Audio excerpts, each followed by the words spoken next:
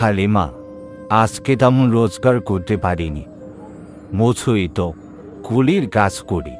কয়েকজন লোকেরই বা এমন টাকা পয়সা আছে যে তাদের বাজাস্য দেয়, লোক দিয়ে বাসায় নেয়, তাই তেমন রোজগার হয় না। আজকের দিনটা একটু কষ্ট করে চালিয়ে নাও।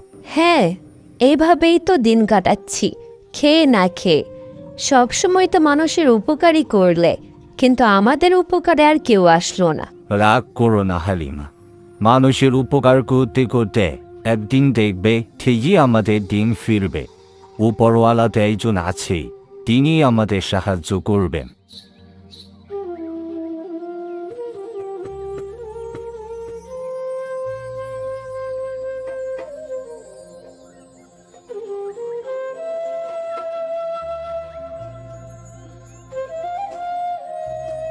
আরে শরীফ ভাই, কি ব্যাপার?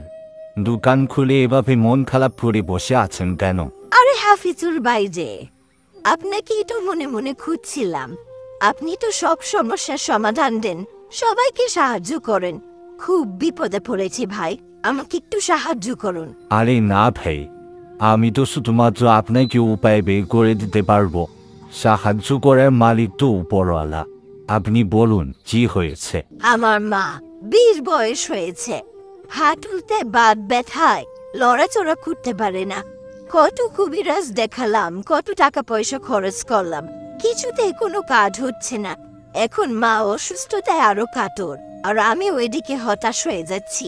এখন কি করা যায় ভাই, একটু বলেন তো। যুগ চেয়াল আগের মতো আছে ভাই। এখন চেয়াল ওইসব বৈধ কবিরাজে কাজ হয়। হাসপাতাল আছে, উন্নত চিকিৎসা আছে।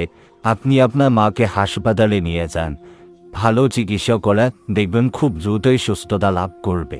এইখান থেকে 2-1 কিলো সামনে ভালো একটা ক্লিনিক আছে, আপনি বরং আপনার মাকে সেইখানে নিয়ে যান। আরে হ্যাঁ, আপনি তো ঠিকই বলেছেন ভাই, এটা তো আমার মাথায় আসেনি।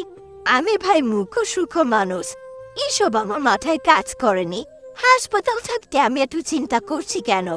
আচ্ছা ভাই, আপনি একটু দাঁড়ান, আমি 2 ঘন্টা বন্ধ করে তারপর মাকে নিয়ে যাব।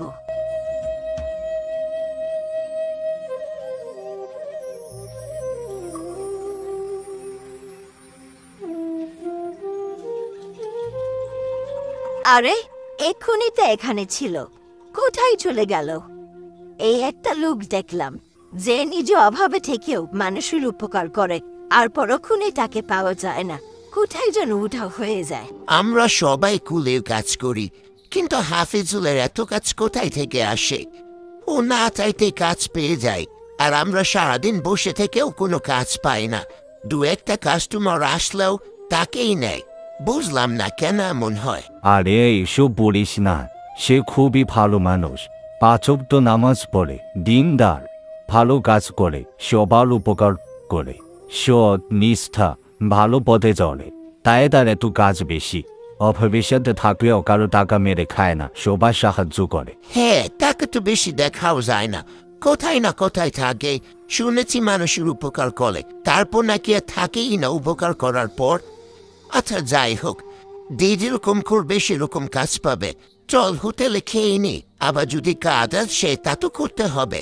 এই বুড়ো বয়সে এসেও একা থাকতে হয়, কত কষ্ট করি। দুবেলা দুটো পেট পুড়ে খেতে পারি না। লোকের বাড়িতে কাজ করলে পেটে ভাত জুটে, আর নয়তো জুটে না। আজকে 3-4 দিন ধরে পেটে কোনো ভাত নেই। লোকের বাড়িতে কাজ করতে পারি না, আর পেটে ভাতও জুটে না। এবার হয়তো এভাবে মরেই যাব না খেয়ে খেয়ে। স্বামীর ভিটে বাড়ির মায়া এখনো পড়ে আছে এখানে। না হলে মানুষের বাড়িতে চলে যেতাম, কাজ করে দিতাম আর 3 বেলা খেতাম। স্বামীটা মারা যাওয়ার পরে সন্তানগুলো ফেলে রেখে চলে গেল। এরকম সন্তান দিয়ে কি করব? নিজের মাকে অসহায় করে একা রেখে চলে গিয়েছে। এখন শুধু মৃত্যুর জন্য দিন গুনছি। হায় রে, সন্তান কখনো কি মাকে ফেলে দিতে পারে?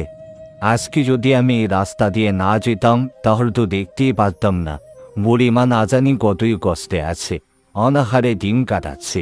কেউ কি নেই বুড়িমাকে সাহায্য করা? আমার টাকা নেই তাতে কি হয়েছে, আমি নিজে না খেতে পারলেও অন্যদের ঠিকই সাহায্য করব। যাই, কিছু বাজার করে বুড়িমাকে দিয়ে যায়, একবেলা দুবেলা তো খেতে পারবে, এটি অনেক কিছু।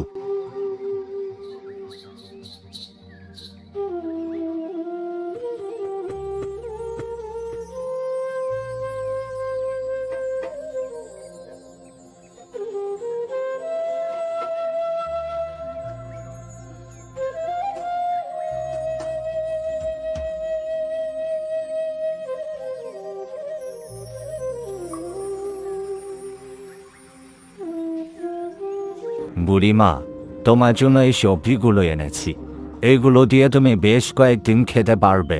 আমার সামর্থ্য অনুযায়ী চেষ্টা করেছি তোমাকে কিছু করে দেওয়া। তুমি কে বাবা? আমি তো তোমাকে চিনি না, আর তুমিও তো আমাকে চিনো না। তুমি আমার জন্য এত কিছু কেন করছো?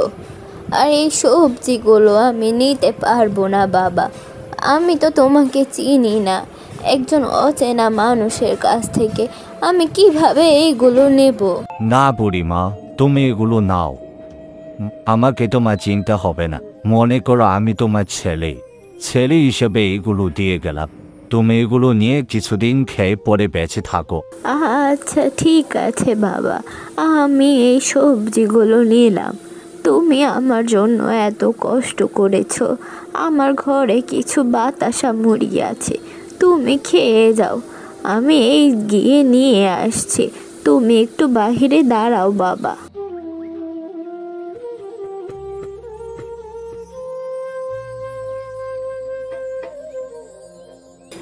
কি এক্ষুনি না এখানে দেখলাম, এখন আবার কোথায় চলে গেল ছেলেটা? আমাকে এত সাহায্য করেছে, বললাম দুটো মুড়ি বাতাসা খেয়ে যাও, কোথায় চলে গেল? আল্লাহ মনে হয় পাঠিয়েছে আমাকে সাহায্য করার জন্য, নাহলে হঠাৎ করে কেউ এসে এভাবে আমাকে শাকসবজি দিয়ে যায়।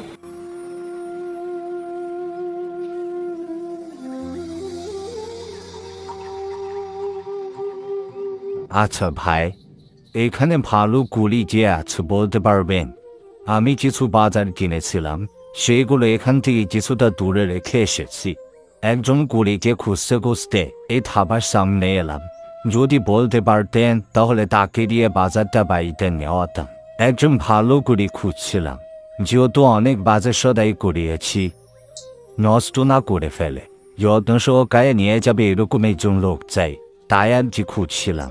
হ্যাঁ ভাই, আছে তো। আমাদের এখানে ভালো বলতে একজন কুলি আছে, তার নাম হচ্ছে হাফিজুর। আপনি ওই সামনে গিয়ে দাঁড়ান, আমি তাকে নিয়ে আসছি। ও খুব কম কাজ করে, কিন্তু যাই কাজ করে খুব সততার সাথে কাজ করে, খুব ভালো মানুষ, দিনদার মানুষ। আপনি যান, আমি তাকে বলে দিচ্ছি, তাহলে আপনার কাজটিও করে দিবে।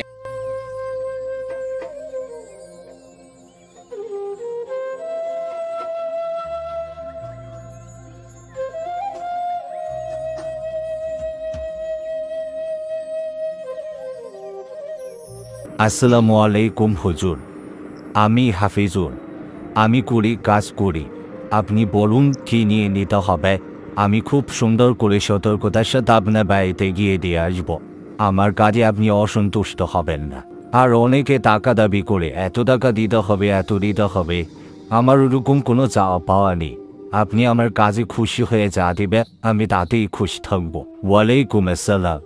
তুমি খুব ভালো মানুষ, তোমার ব্যবহারেই সেটা বোঝা যায়, কথাবার্তা কত শালীন। ঠিক আছে, তোমাকে আমার খুব পছন্দ হয়েছে। এই বাজারগুলো তুমি আমার বাড়িতে দিয়ে আসবে, কিন্তু মজে দেখো সন্ধ্যা ঘনিয়ে আসছে, আমার বাড়ি কিন্তু অনেক দূর, জঙ্গল পেরিয়ে যেতে হয়। যদি তোমার আসতে সেখান থেকে কোনো সমস্যা না হয় তাহলেই তুমি যেতে পারো।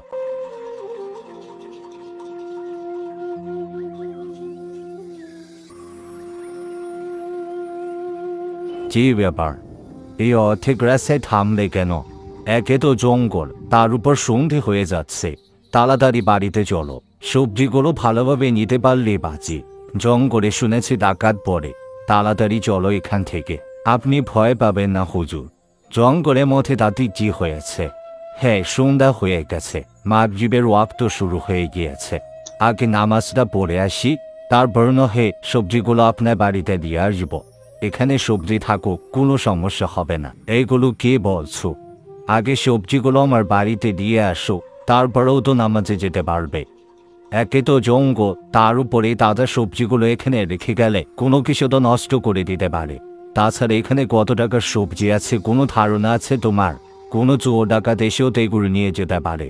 না না, আমি এটা রাজি হব না। তুমি আগে বাড়িতে সবজি দিয়ে আসো, তারপর নামাজে যাও। একে তো আমার বাড়িতে অনুষ্ঠান, যদি এই সবজিগুলো নষ্ট হয় আমি এখন নতুন করে সবজিও কিনতে পারবো না, কত বড় বিপদে পড়ে যাব।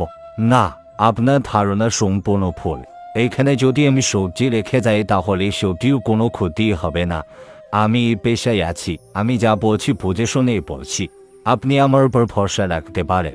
তাছাড়া আমরা মানুষ, দিন শেষে আমাদের আল্লাহর সন্তুষ্টির জন্য কাজ করতেই হবে। 5 ওয়াক্ত নামাজ পড়তে হবে, দিনদার মানুষ হতে হবে, আল্লাহর পথে চলতে হবে। তাই নামাজটা আগে জরুরি। সকল কাজের ঊর্ধ্বে হচ্ছে নামাজ। এখানে সবজি থাকুক, আমি গিয়ে নামাজ পড়ে আসি। যদি আপনার সবজির কোনো ক্ষতি হয় তার টাকা আমি শোধ করে দেব।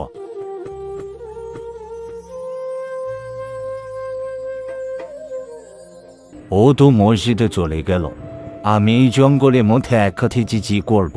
মসজিদ তো মনে হয় কিছুটা দূরে, আমিও চলে যাই। এই যে সবজিগুলো তো এরকমই রয়ে গেল। এই লোকটা তো বেশ কাজে, যা বলেছিল ঠিকই তাই হয়েছে।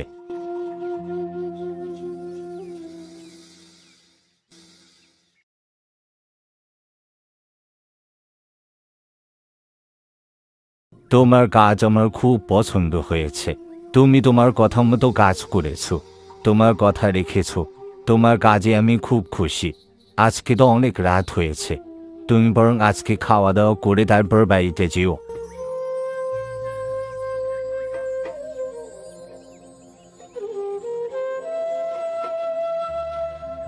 জানো আজকে কি হয়েছে? আমি তো কুড়িকে দিয়ে বাজার আনতে গিয়েছিলাম। ওই জঙ্গলটা আছে না আমাদের ওইখানে, ওই সবজিগুলো রেখে দিয়েছে, তারপর নামাজে গেল। আমি তো ভেবেছি সবজিগুলো নষ্ট হয়ে যাবে, তারপরে এসে দেখি যে সবজি আসলেই নষ্ট হয়নি। ইমানদার মানুষের কথাও সত্যি হয়। এ থেকে শিখলাম যে আল্লাহর পথে চললে আল্লাহ সাহায্য করে। আচ্ছা শোনো, আমি বলেছি ওকে খাওয়া দাওয়া করে যেতে, তুমি বরং রান্নার ব্যবস্থা করো। আমি গিয়ে দেখি বাহিরে কি করছে। আরে ও কোথায় চলে গেল? আমার এত বড় উপকার করলো, কোথায় চলে গেল? খেয়ে যেতে বলেছিলাম। ভালো মানুষের আসলেই দাম অনেক বেশি। এসব লোকেদেরই তো সবাই খুঁজে কাজ করানোর জন্য।